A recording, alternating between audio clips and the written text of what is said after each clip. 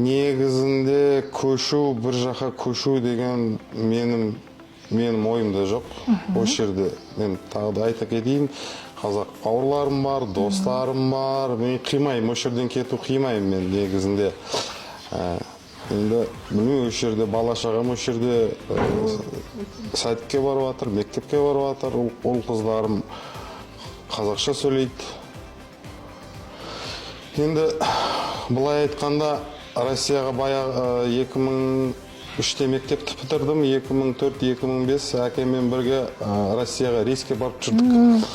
Сол кезде негізінде мектепте оқығанымда негізінде ойға келген Россияға көшіп кету, басқа қылу, бірақ сол жерге барғаннан кейін олардың қазіргі дәстүрі, салты бізге тура келмейді екен. Біз осы жерде өстік, өндік, бізге тура келмейді екен.